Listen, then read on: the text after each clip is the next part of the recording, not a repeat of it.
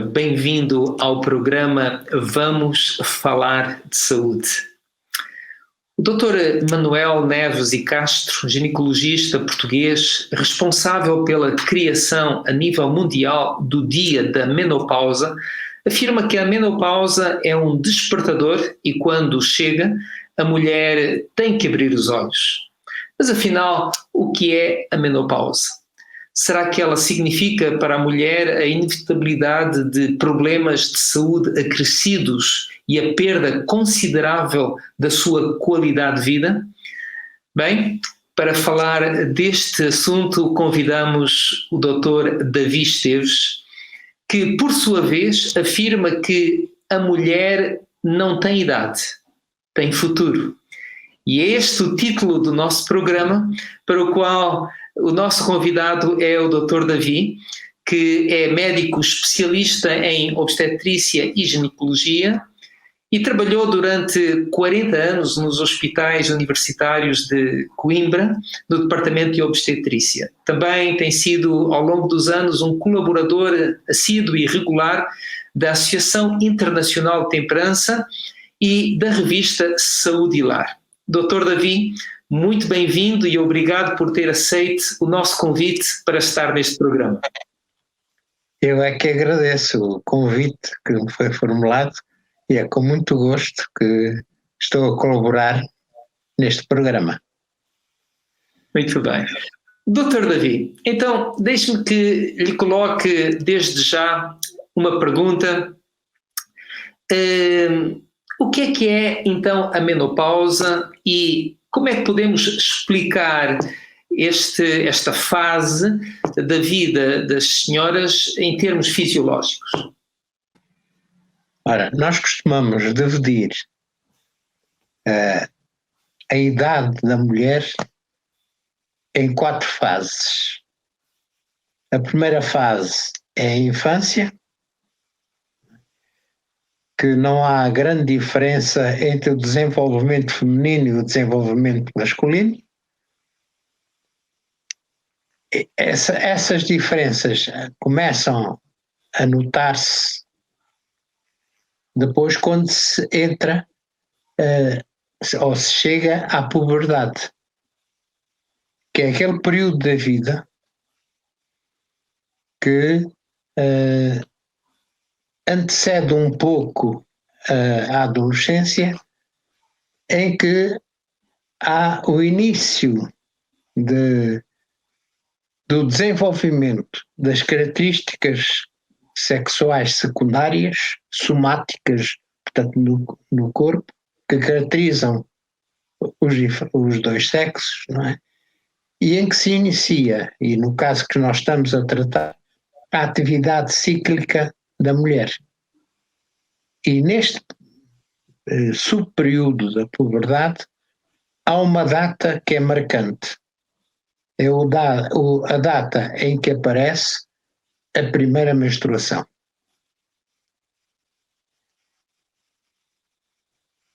Depois, o tempo vai correndo, como é lógico, não é? E nós entramos na idade fértil. E nessa idade fértil, em que a atividade cíclica da mulher já está devidamente estabelecida, que já se passaram aqueles períodos em que às vezes os ciclos não eram muito regulares ou que não tinham até não seriam férteis, não é? E, portanto, não havia a produção da célula sexual feminina, o óvulo, e nesta fase, então agora, esses ciclos são mais regulares e, de uma maneira geral, acabam por se completar. Eu gostaria de recordar apenas 5 definições, só para enquadrarmos melhor esta fase nesta idade da mulher. Primeira definição é de ovócito. O ovócito é a célula sexual, ou também chamado gâmeta feminino, que ainda não amadureceu. E porquê que nós dizemos que ele não está maduro? Porque, ao contrário do homem, em que tem uma produção da célula sexual masculina diária, a mulher, quando nasce, já tem um determinado número de ovócitos, que depois, quando entra na puberdade, quando se inicia a sua atividade cíclica, vão entrar em maturação normalmente um ovócito de cada vez. Mas pode acontecer às vezes que mais do que um ovócito entre em maturação. E isso explica, em parte, embora possa haver outras causas, o aparecimento, às vezes, para surpresa dos futuros pais, não é verdade? Uma gravidez gemelar, não é verdade? E esse ovócito vai responder à atividade hormonal de um departamento que nós encontramos no nosso cérebro, que podemos dizer que é o centro de controle praticamente toda a nossa atividade. Situa-se numa zona central do cérebro, que se chama o hipotálamo, ao qual está associada uma glândula, a hipófise, que vai comandar o funcionamento de muitos departamentos orgânicos do organismo. Em relação ao caso que nós estamos a tratar, a hipófise vai segregar 3 hormonas principais, não em simultâneo, e que vão provocar o amadurecimento em princípio, de um ovócito. E quando o ovócito por si só começa a segregar uma hormona que é muito conhecida, que é os estrogénios, e é o feedback que a hipófise recebe para determinar se deve ou não continuar a produção do estrogênio ou se poderá parar ligeiramente ou pelo menos diminuir um bocadinho.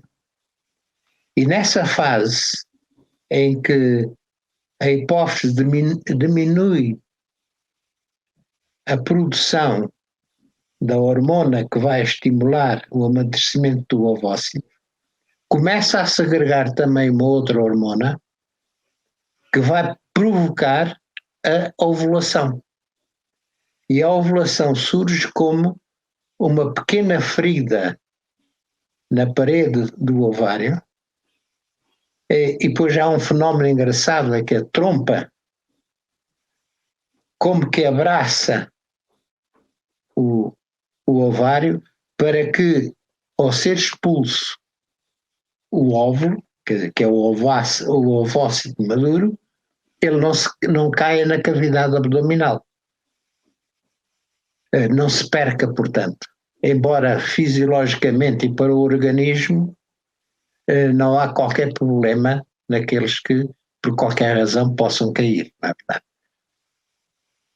É certo que, ao ficar como que aprisionado na trompa, esse ovócito vai começar a percorrer essa trompa e ao fim de 6 a 7 dias, já depois de ter sido fecundado, vai chegar ao útero. E o que é que acontece, de uma maneira geral, nesta fase? É que, uma vez que o óvulo começou a segregar também, na altura da ovulação, a progesterona, a hipófise responde com a produção de uma terceira hormona que vai preparar a parede interior do útero, chamado tecnicamente o endométrio, para que possa surgir uma gravidez, ou que haja condições para essa gravidez evoluir. E é interessante que quando o óvulo, se estiver fecundado, chega à cavidade uterina, ele vai alojar-se na parede da mucosa interna que já está preparada. E há uma profunda transformação na estrutura do próprio útero. Uma vez que na menstruação anterior houve uma descamação dessa camada superficial, portanto, da parede do útero, o endométrio, há uma fase de reconstrução e depois, quando se dá a ovulação, há uma fase em que aquela parede interior do útero vai se transformar numa espécie de esponja com muita vascularização, cheia portanto, de vasos sanguíneos. E o óvulo vai fixar-se à parede e depois vai penetrar nessa parede.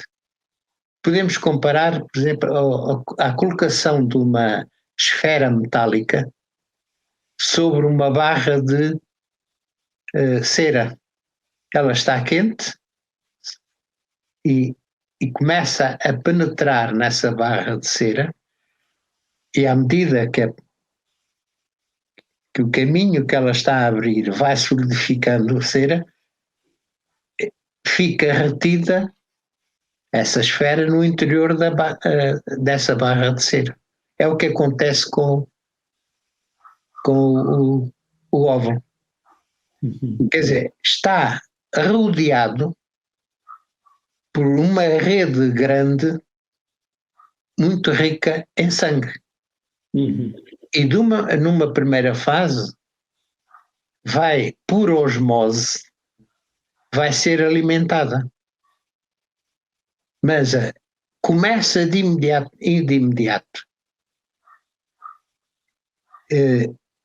a produção de uma hormona pelo próprio óvulo, que dá informação à hipófise que se iniciou uma gravidez. E essa hormona é que é aproveitada para se fazer os testes de gravidez. É a gonotrofina coriónica. Doutor Davi, e então há um momento em que esse processo fisiológico que tem estado a descrever para, e é quando chegamos à menopausa, não é assim? Exatamente. Embora tecnicamente o termo mais correto é climatério, em que é um conjunto de fenómenos que caracterizam a involução sexual da mulher. E o termo menopausa significa a data da última menstruação. Mas, atendendo a que nós só poderemos calcular essa data quando a mulher deixa de ser menstruada há pelo menos um ano, é muito frequente utilizar-se o termo de menopausa, que é mais comum e mais perceptível por todas as senhoras, do que estar a empregar o termo climatério. E agora nós caímos numa fase em que poderão começar a surgir os fenómenos característicos desta evolução. Mas gostaria, antes de entrarmos propriamente nessa fase, de referir algumas curiosidades. Eu disse há momentos que quando uma mulher nasce, já vem com o número total de ovócitos. que se calculam à volta de 400.000 a 500.000. Não se assustem, as senhoras, porque não há possibilidade de terem 400.000 ou 500 filhos, não é verdade? Isso seria uma autêntica desgraça. Porquê? Porque em todo o ciclo, até à menopausa, quando muito, terão entre 400 a 500 ovulações. O que dá, até porque só um em cada 5 ciclos, em termos estatísticos, é que é fértil, só um em cada 1.000 ovócitos é que vão madurar e só um em cada 100.000 ovócitos completam o ciclo reprodutor. Daí que nós possamos calcular, embora haja exceções, que o máximo de filhos que um casal poderia eventualmente ter é 4 a 5. Mas há exceções. Eu recordo-me de ter feito um parto em que era o 21º filho daquele casal. Não é? Portanto, dava quase 2 equipes de futebol, não é? A exceção que quebra a regra, não é? Exatamente, não é? Como se costuma dizer. Doutor Davi, diga-me, quais são os sintomas mais comuns das várias fases da menopausa? Ora, os sintomas mais comuns depende da fase em que nós estamos, não é? O desaparecimento das menstruações, ou também o período dos menstruais, não é? Significa somente que o ciclo uterino se perdeu. O qual quase sempre é consequência do desaparecimento dos fenómenos ciclos dos ovários. Quer dizer, a hipófise deixa de receber informações do ovário e então interpreta como o final do funcionamento desses ovários. O que vai caracterizar na fase as mudanças que caracterizam o corpo da mulher, aquele declínio da imagem corporal, o que leva, em muitos casos, principalmente se a mulher não estiver devidamente informada e corretamente informada, a uma diminuição da sua autoestima. O que leva a que possam aparecer implicações de ordem psicológica. E aqui surgem os mitos que muitas vezes estão associados à menopausa. Que menopausa leva à insanidade, que leva à perda do interesse sexual e que é o fim da capacidade sexual da mulher. É como se a mulher tivesse sido castrada. Ora, estes mitos contribuem para que a autoestima da mulher enfraqueça ou desapareça até. E, por outro lado, temos outros fatores a considerar. É que nesta fase há o declínio e a morte, muitas vezes, dos pais que já são idosos. E é a mulher que normalmente é a principal prestadora dos cuidados. Depois há outro aspecto também que é muito importante neste caso. Aquilo a que nós chamamos o síndrome do ninho vazio. É quando ocorre a debandada dos filhos. Hoje casa-se um, amanhã casa-se outro. E quantas vezes aquele casamento que existia apenas mais em função dos filhos do que outra coisa, de repente desmoronou por completo. E quantas vezes também tudo isto somado acaba por ser um pretexto para que haja uma cessação da atividade sexual que já há muito era desagradável. Ora, nós, perante este quadro, nós estamos perante uma situação que, ao lidar com os problemas próprios da menopausa, em confronto com situações complexas, provocadas pelas grandes mudanças fisiológicas que já referimos, afetivas, psicológicas e sociais,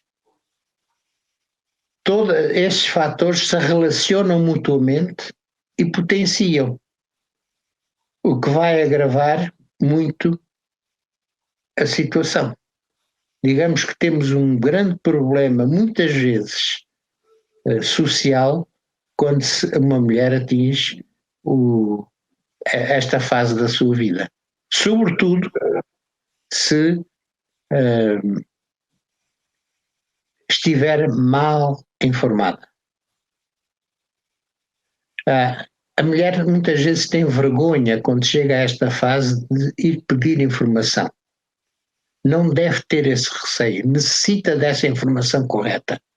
Ou um médico de família, ou um endocrinologista, ou até, um ginecologista, são as pessoas indicadas para esclarecer, desfazer esses mitos e permitir que ela encare esta fase como uma nova experiência que pode representar, como no título que mencionámos, o tal futuro que a mulher tem. Porque de forma alguma é um ponto final parágrafo. E poderá ser uma época extremamente gratificante para a mulher, até porque deixou de existir o problema de uma gravidez indesejada. Doutor Davi, e as chamadas manifestações tardias podem ter também algumas complicações, não é? Ou implicações? Sim. Nós temos os sintomas habituais das mulheres que chegam a esta fase menopáusica, ou no início, ou durante, ou depois numa fase mais avançada, são de uma maneira especial os tais afrontamentos. Numa primeira fase, a mulher quase só se apercebe que está a entrar nesta fase porque os ciclos são irregulares. Passam-se vários meses em que não é menstruada, depois aparece uma menstruação. Poderão surgir alguns sinais de involução e muitas vezes os tais ciclos que às vezes aparecem são anovulatórios, quer dizer que não há produção de óvulos, e a agravar a situação é que muitas vezes estes sinais não são valorizados. E pois, estes afrontamentos, é interessante nós repararmos que estes afrontamentos caracterizam cerca de 80% das mulheres ocidentais. E quando nós vemos as estatísticas orientais, nomeadamente dos japoneses, nós verificamos que só cerca de 9,5% das mulheres japonesas é que se queixam de afrontamentos. É quando surgem também os suores noturnos, que há palpitações, náuseas, dores de cabeça, insónias, vertigens, e muitas vezes o que caracteriza esta fase e as seguintes é que há uma secura vaginal que, acompanhada de comichão, prurido, como nós chamamos tecnicamente, o que vai provocar que as relações sexuais são muito dolorosas, muitas vezes até impossíveis de realizar. A mulher sofre imenso nesta fase. Sobretudo, se não recorrer a um dos auxílios já mencionados. Porque esta situação é provocada pela falta dos estrogénios.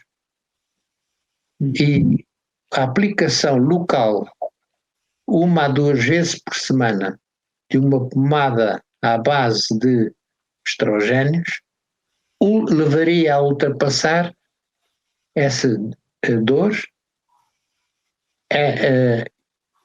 essa comichão, embora possam surgir outras situações locais, como a atrofia da região labial, e logicamente, como o útero deixa de funcionar porque não tem estímulos para funcionar, há uma atrofia do útero e atrofia da tal camada interior, da superfície interna da cavidade uterina, que é o endométrio. É uma altura em que aparecem com mais frequência sintomas urinários, desde a dor a urinar, desde ter necessidade de urinar muitas mais vezes que habitualmente, e o que vai provocar um aumento da incidência das infecções urinárias. Da mesma maneira que há uma secura vaginal, também pode surgir uma secura da pele. E a pele vai perder elasticidade. Quer dizer, são tudo situações que em si próprias não são muito graves ou muito preocupantes, mas que são muito incomodativas. Doutor David, nós estamos praticamente a chegar ao final do nosso programa e eu gostava de lhe fazer uma última pergunta. Como é que uma senhora pode se preparar para esta fase da vida? Que tipo de prevenção para evitar complicações maiores que, como disse, não são gravíssimas, mas são altamente incomodativas, não é? Bom, terá de ter sempre o apoio do marido. É fundamental. Até porque há uma certa, à medida que o processo vai progredindo, há uma certa instabilidade emocional. Eu posso referir um caso que aconteceu com um casal, em que a senhora tinha, para além de todos os sintomas próprios, característicos da menopausa, tinha um problema de ordem vesicular, da vesícula biliar. E então tinha às vezes crises de enjoo, de vômitos, etc. E até algumas crises diarreicas. E houve um dia em que a senhora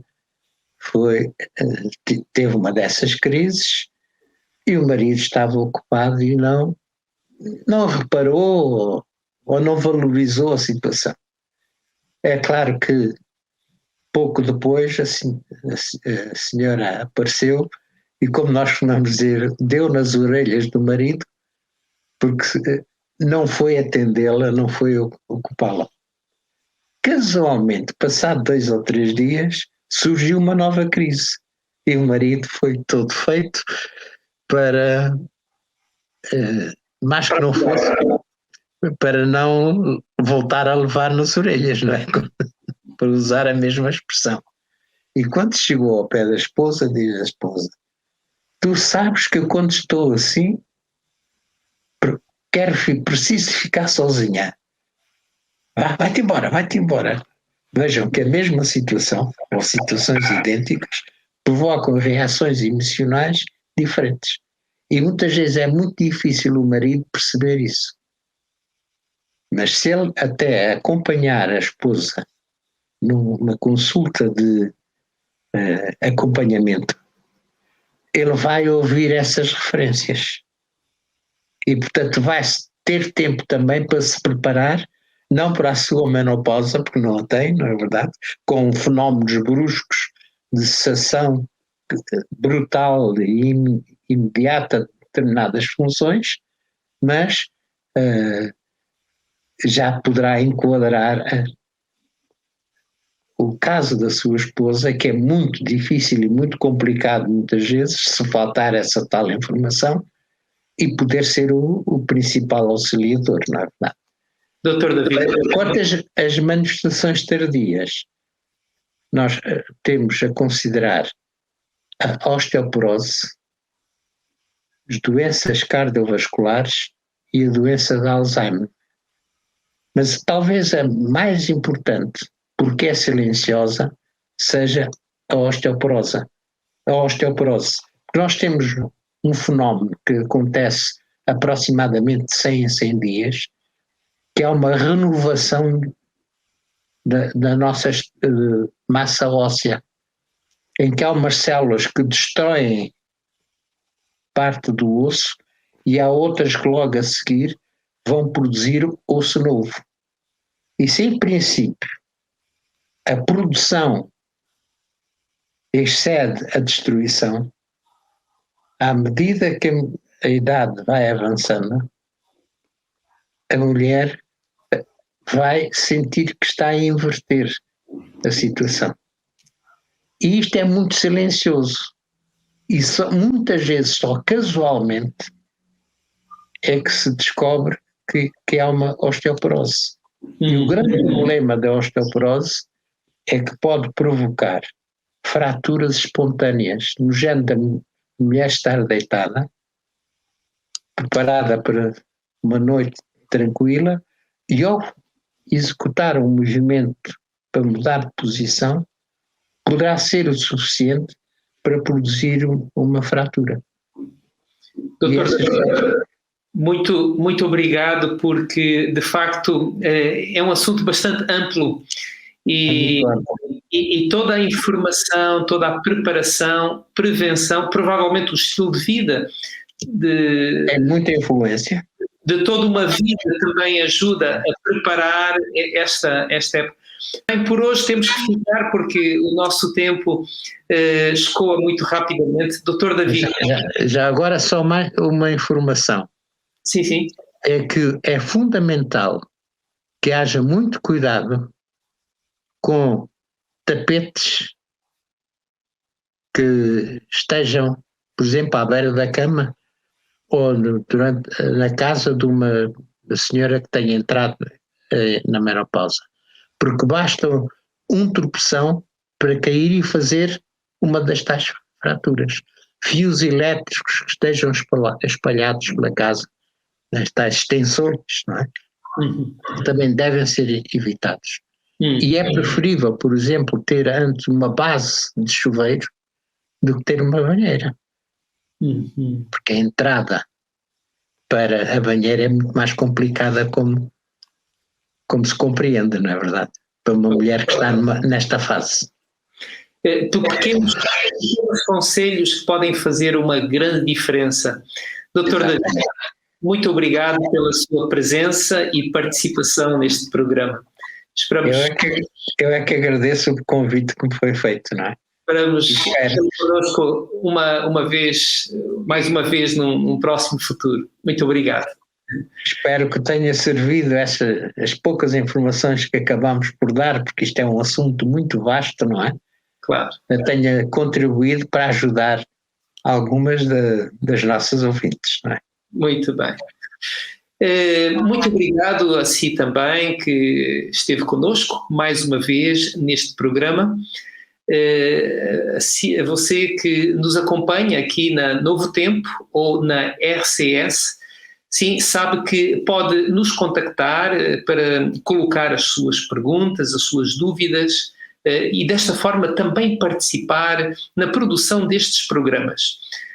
Para tal, pode fazê-lo através do endereço e-mail programas@novotempo.pt e pelo número de telefone 933 93 9291. Foi um prazer poder estar aqui consigo e esperamos reencontrá-lo em breve. Até lá, fique bem.